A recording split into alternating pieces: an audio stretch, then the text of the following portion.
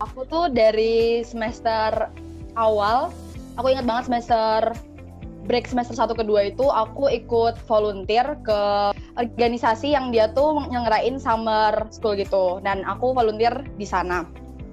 Itu adalah exposure pertamaku untuk join organisasi kayak gitu. Cuman ketika aku tahu ada beberapa kesempatan untuk ikut serta dalam komite, contohnya kayak Research Center, ASEAN Study Center waktu awal. Terus waktu itu aku berkesempatan untuk bisa join namanya ASEAN Youth Initiative Empowerment Program. Nah itu aku menjadi komite di sana atau jadi project assistant. Nah jadi waktu itu tuh aku masih awal banget, aku belum tahu tentang kesempatan-kesempatan kayak gitu. Tapi mulai dari channel itu aku dapat banyak sekali informasi untuk bisa mengembangkan skillku juga dalam ranah pengembangan profesional dan development. Jadi yang pertama itu UKM, yang kedua tuh international exposure, sama yang ketiga tuh mungkin profesional yang berhubungan sama internasional juga. Untuk yang UKM aku ISEC UGM, dan itu pun juga berhubungan sama international volunteer. Jadi aku juga kenal sama banyak orang yang emang suka exchange dan lain-lain dari situ. Itu UKM di UNIF ya, itu semester 1. Lalu aku pertama kali exposure ke luar negeri itu aku semester 3 itu ke US. Dapat infonya dari mana? Dapat info dari Instagram, tiba-tiba muncul di home lagi lomba ngevlog mengenai modern slavery yang berhubungan sama PSDK juga. Terus alhamdulillah menang ke summit di Amerika, itu pertama.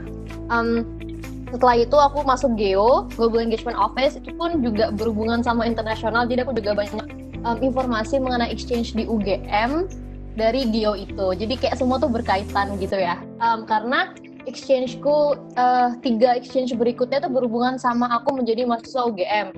Yang pertama itu pas aku di Singapura, FAT juga, SMU, exchange Juni-Juli itu dapat beasiswa full ke Singapura, summer school, dan aku tahu dari mana, dari OIA UGM. Jadi teman-teman kalau mau tahu mengenai SMU ini per tahun dibuka, bisa cek di OIA UGM. Yang kedua, aku exchange ke Korea, SKKU, itu pun juga gara-gara aku mahasiswa Visipol. Jadi setiap semester GEO ini, Global Engagement Office, buka kelas join course sama Korea. Nah, Fat juga ikutan. Apa Fat terus ya? Fat juga ikutan kelas ini. Anyway, jadi kelas ini itu kalau kamu ikut kelas ini, kamu dapat kesempatan untuk seleksi untuk summer school di Korea selama sebulan. Jadi harus ikut kelas ini dulu selama 1 semester minimal, baru bisa ikut seleksi. Itu pun beasiswa. Yang ketiga, aku exposure ke Jepang. Pokoknya Jepang keluar tahun lalu pas Agustus Juli, jadi aku nggak ikut KKN gara-gara itu. Aku ke Jepang itu juga taunya dari GEO, karena GEO dapat info dari OIA, Office of International Affairs. Itu seleksinya bukan hanya Visipol tapi se-UNIF per tahun juga, khusus perempuan. Jadi seleksinya gimana? Seleksi berkas, terus lalu ada FGD di OIA itu juga. Habis itu aku juga ikut conference. Jadi yang pertama di Amerika dari Instagram, ada namanya Youth Opportunities, terus juga banyak info beasiswa. Pokoknya aku kayak aktif mencari informasi dari situ. Terus yang kedua aku juga pernah ke India, itu beasiswa juga pas aku semester 4 kayaknya. Itu juga beasiswa, juga dapetnya dari Instagram mengenai SDGs yang berhubungan sama PSDK juga. Dan yang terakhir ke Bangkok, Thailand, itu semester 5 I think. Itu juga mengenai PSDK. Info dari mana? Dari Instagram lagi. Jadi intinya semua tuh berhubungan gitu guys. Dari aku UKM ketemu orang-orang yang saling sharing info, lalu kerja di GEO yang exposure sangat banyak mengenai informasi exchange, lalu juga aku mencoba untuk apply dan keterimanya ke 6 exposure experiences tersebut.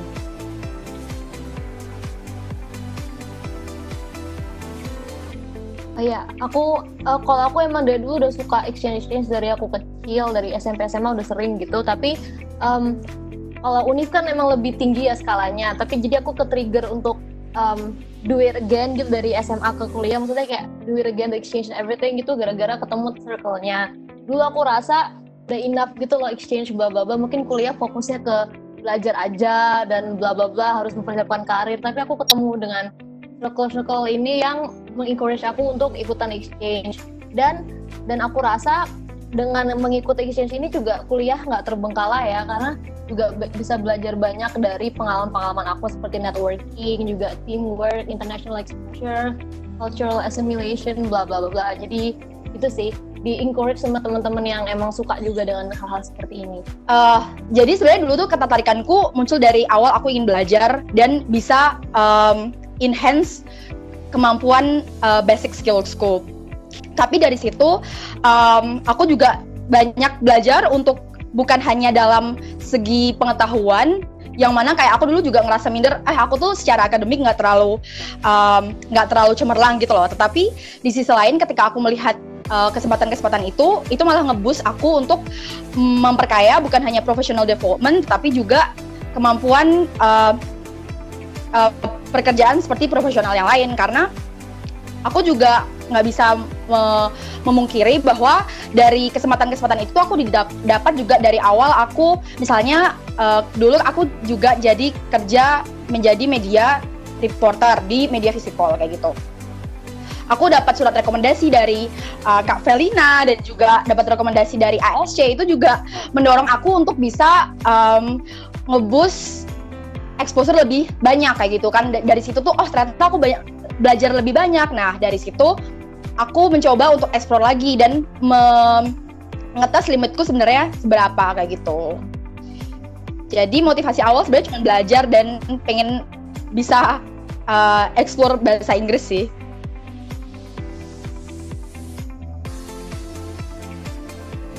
Kemampuan untuk bisa berani ngomong aja sih. Jadi setelah aku ikut ISEC dulu waktu semester awal banget, dan aku bisa kesempatan untuk jadi program officernya ASC. Waktu itu ASEAN Study Center ada yang aku sebutin tadi, ASEAN Youth Initiative Empowerment Program. Dari situ tuh aku ditantang sebenarnya, di challenge untuk bisa misalnya jadi MC kayak gitu. Nah aku yang nggak punya kemampuan apa-apa, kayak belum punya prior experience dan juga kesempatan untuk waktu awal aku SMA nge-explore bahasa Inggris lebih banyak, sebenarnya aku merasa tertantang dari situ, dan dari kayak curiosity dan dari keberanian yang menurutku aku coba dan aku mau untuk itu, dan akhirnya menuntut aku untuk bisa improve bahasa Inggris aku secara signifikan banget gitu. Karena mungkin aku nggak bisa, I cannot deny bahwa ya bahasa Inggris itu dimulai dari bagaimana kita mempraktekannya dalam sehari-hari kayak gitu. Dan mungkin dalam budaya kita sering ya kayak ngomong sok bahasa Inggris atau sok Inggris kayak gitu. Menurutku it's not something to ashamed gitu loh, kayak to shame of gitu. Karena menurutku dari kita mau untuk membuka diri kita untuk bisa belajar bahasa Inggris walaupun itu salah, kayak mencoba conversation, ya itu adalah step yang awal untuk kita bisa bisa advance dalam suatu kemampuan. Ini nggak cuma ngomong dalam bahasa Inggris aja kayak gitu. Dan dari situ tuh menurutku menjadi kunci awal atau foundationku untuk bisa membuka banyak pintu-pintu baru. Menurutku kemampuan untuk bisa membuka diri dan berani untuk mengeksplor itu adalah kunci utama dan kunci pertama sih kayak gitu. Nah sebelum aku ngomongin exposure, contoh ISEC ya. Even ISEC UGM itu dari awal kalau mau masuk jadi membernya harus FGD pakai bahasa Inggris, dan mereka tuh nggak ngelihat how good you are in English but how you present yourself gitu loh. Jadi aku banyak banget orang yang kayak sok-sokan atau malah nggak humble, malah nggak masuk padahal Englishnya bagus, tapi malah orang-orang yang let's say humble dan berani dan nggak takut mencoba, Inggrisnya pas-pasan malah bisa masuk. Jadi intinya find communities yang emang bisa encourage kamu untuk improve gitu. Itu contohnya ISEC UGM. Dan selain itu pun ada juga banyak program di Visipol ya, kayak di DU tuh ada namanya CCUC. Itu kan per bulan ada jalan-jalan sama mahasiswa asing. Itu bisa banget kalian kalau mau belajar bahasa Inggris, ikut aja acaranya, is free, dan you can like improve your English skills by talking to the exchange students kan ya. Jadi intinya gimana sih cara bisa bahasa Inggris? Just do it, jangan takut untuk salah. dan temukanlah komunitas-komunitas yang emang encourage kamu untuk berani berbahasa Inggris. Tidak harus benar langsung like grammatically correct, itu susah ya, kamu kan bukan native. Jadi itu sih the key. And sekali lagi aku suka banget jawaban Fat yang mengenai proses itu. Semua proses exchange apapun itu pasti itu melewati motivational letter writing, terus CV pun pakai bahasa Inggris, terus surat rekomendasi dari dosen, kamu baca dulu kan, oh gini, itu prosesnya panjang, dan dari banyak proses itu kamu akan belajar lebih mengenai berbahasa Inggris. Itu sih dari aku. Jadi intinya berani untuk coba dan find your communities. Kalau gimana bisa develop myself itu aku jadi lebih terbuka ya, lebih open minded akan perbedaan. Jadi kayak difference of cultures, religions. Itu sih lebih open minded dan sadar bahwa dunia ini sangat besar. Jadi jangan terlalu terkungkung in like a small world.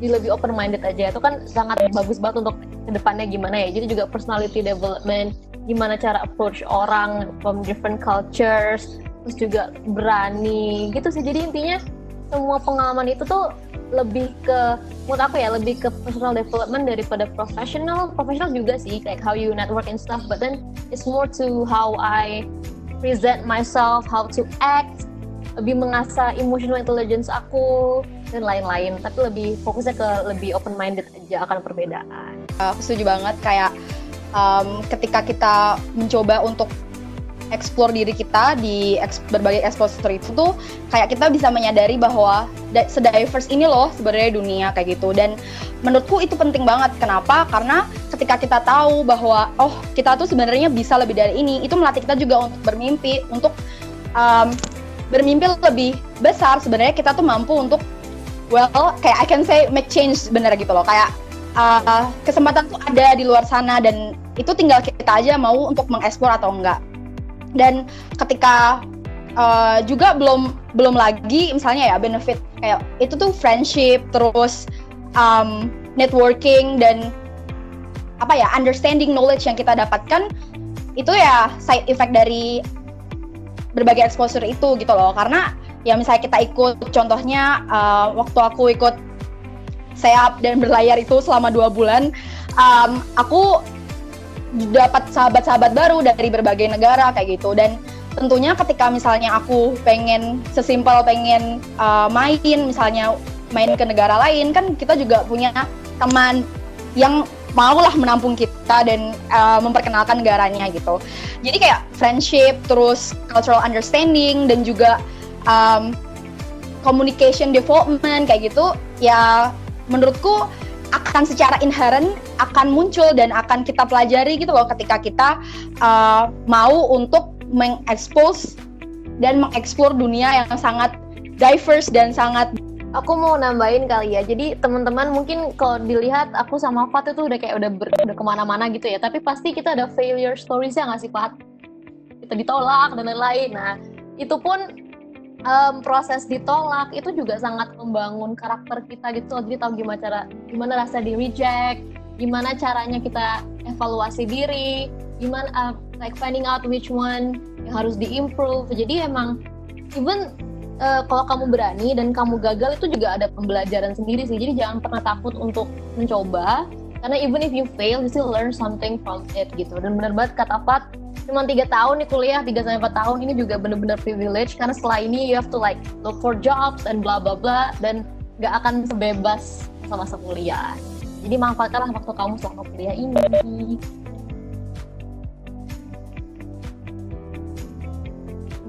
Kalau aku mungkin tantangannya dari orang lain ya, pasti aku akan menemukan orang-orang lain yang lebih jago dalam bidang yang lagi dipelajari. Contoh, aku pas ke Korea itu ngambil kelas psikologi, itu kan aku bukan base-nya psikologi kan ya, jadi kayak wow this is very new for me, tapi ada orang yang lebih pintar. Jadi gimana sih kamu tuh harus tetap pede tapi juga jangan sok tahu gitu loh. Jadi the challenge is how to balance yourself.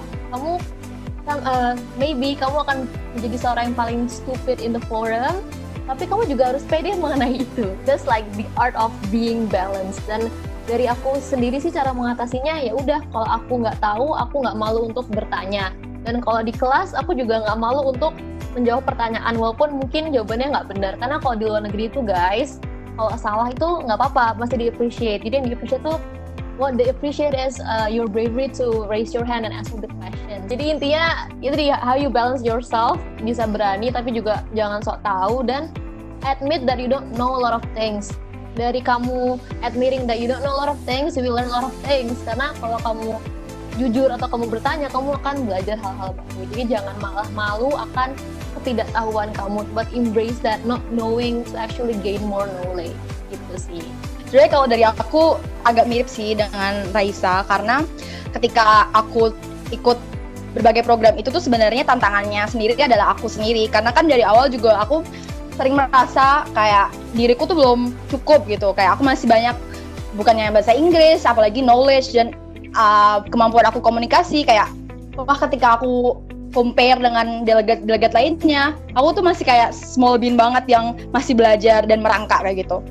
Cuman di sisi lain, ketika aku mereflek lagi, ya itu adalah proses gitu loh. Dan ketika aku bisa udah sampai di tahap itu aja, I think it is an achievement for me gitu loh already. Dan jadi untuk itu, hai Raisa. Jadi untuk itu kayak sebenarnya tantangan terbesar adalah dari kita sendiri kayak gitu. Bukan it's not the matter of kayak comparing ourselves with others, tapi kayak bagaimana kita bisa present the best of our version ketika di sana kayak gitu. Knowledge dan ilmu yang aku dapat itu sebenarnya it's a priceless experience dan juga priceless knowledge yang aku mungkin nggak akan dapat di kapan lagi kayak gitu.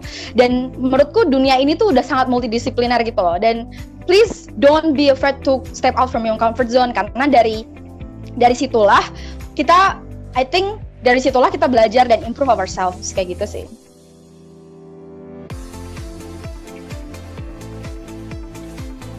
Kalau dari aku, persiapkan, misalnya teman-teman pengen international exposure, persiapkan paspor, jangan lupa, jangan tunda-tunda itu, karena kayak walaupun itu simple, tapi it took so long process gitu. Waktu awal sebenarnya aku ingat banget dulu aku tuh dapat paspor ketika aku semester 1 atau semester 2 kayak gitu. Dan waktu awal aku pengen ikut suatu kesempatan, opportunity gitu, ada satu syarat yang belum aku fulfill, yaitu password, dan I miss that gitu. It's very small matters but it's fatal gitu. Password jangan ditunda-tunda. Yang kedua, gunakan jejaring teman-teman sih.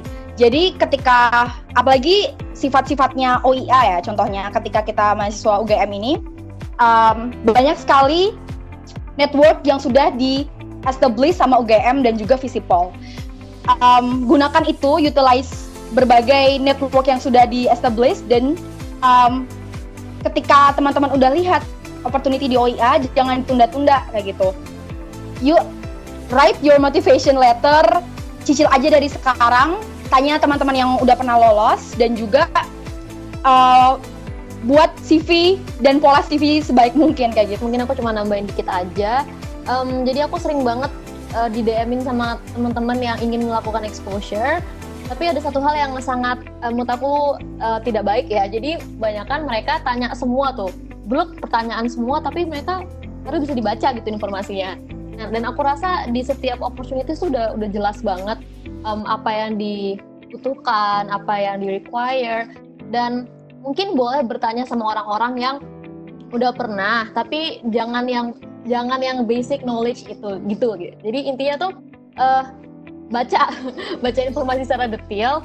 Kalau kamu nggak ngerti contohnya gimana Kak cara buat muat lab tuh, baru bisa dibantu. Tapi kalau ditanya apa itu muat lab, oh guys, it is like so simple, you can Google it first. Jadi aku rasa benar-benar harus research ya, bukan hanya research mengenai the opportunities itself, but also the required documents. Kalau kamu benar-benar bingung, baru bertanya. Dan benar banget kata Fat, jangan deadline.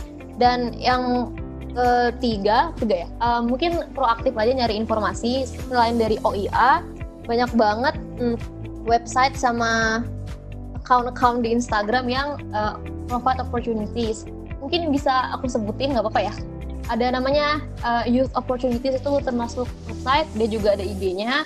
Terus ada juga uc.opportunity, itu beda lagi, juga banyak mengenai exchange. info beasiswa dan lain-lain. Jadi itu banyak banget informasi, dan aku rasa pilihlah yang sekiranya kamu emang passionate about it, biar lebih gampang. Jadi gini, mungkin banyak orang yang pingin coba-coba ya, tapi kalau kamu coba-coba tuh nggak begitu passionate. Passionate bukan berarti harus bidangnya kamu kayak jurusan kamu atau gimana, itu kelihatan di Moodlet-nya gitu loh. Jadi dari Moodlet, dari CV tuh kelihatan whether you're passionate or not, dan itu sangat menentukan the chances of you diterima atau enggak. Jadi kalau bisa pilihlah bidang-bidang yang kamu passionate untuk learn atau to improve, karena itu terlihat dari semua aplikasi kamu. Jangan deadline, tanya-tanya orang setelah kamu baca, dan terakhir pasti kamu gagal. It's like pasti banget, nggak mungkin enggak itu. That's from my experience. Jadi kalau dari kegagalan itu jangan sampai kamu jadi malah trauma atau gimana, terus nggak mau coba lagi. No, you have to try again and again and again. Karena kalau aku cerita sedikit ya, aku tuh keterima mungkin maybe 10 or something opportunities, tapi yang aku apply bisa kayak puluhan selama aku kuliah, even ratusan. Jadi pokoknya kayak sebarin aja, walaupun kamu sebarin your application, but still do it very in detailed way dan lain-lain. Jadi walaupun kamu menyebar jaring ya, menyebar itu untuk ngelakuin secara serius per opportunity.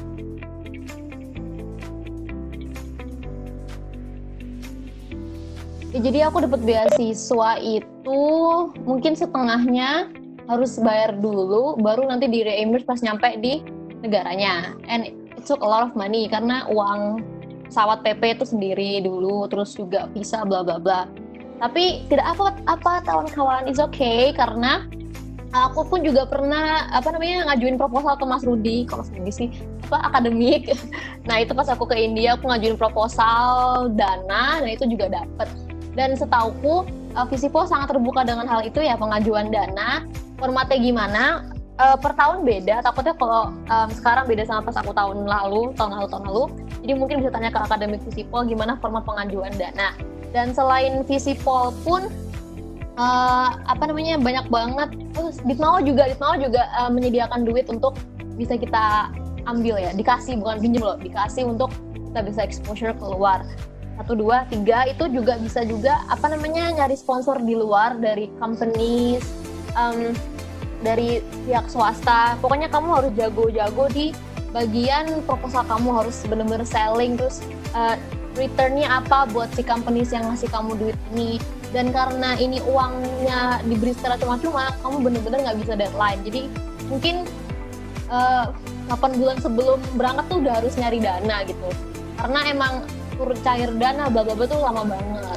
Pengalaman aku kayak gitu, karena ya mostly kamu pesawat bayar sendiri dulu, terus juga visa dan lain-lain. Kalau dari aku agak beda sih, karena emang beberapa kesempatan yang aku dapat itu sebenarnya fully funded dari awal.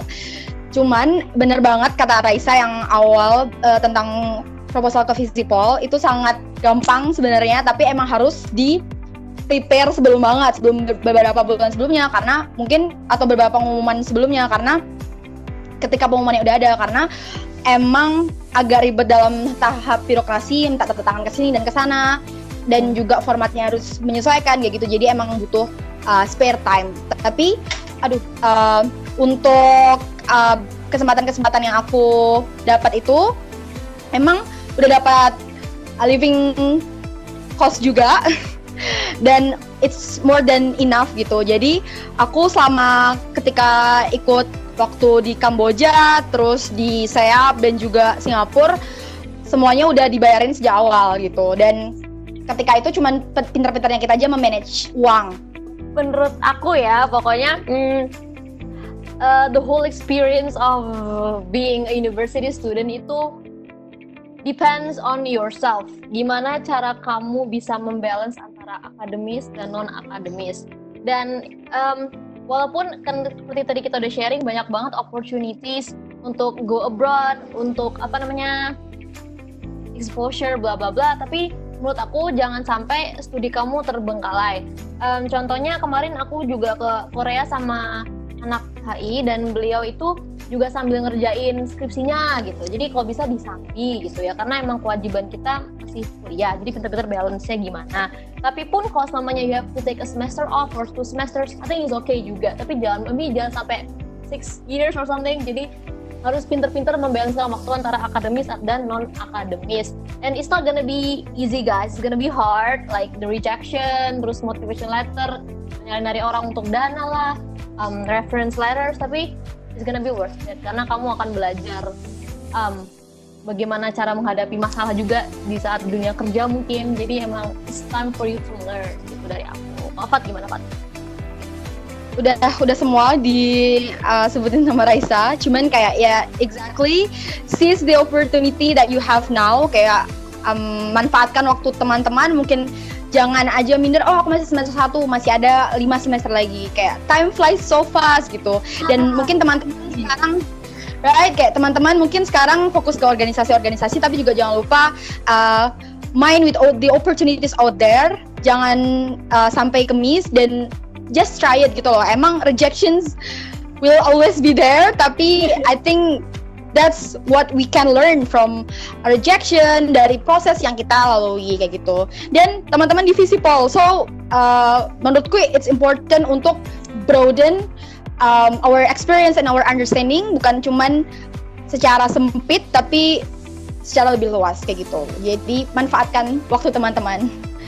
Time flies too fast.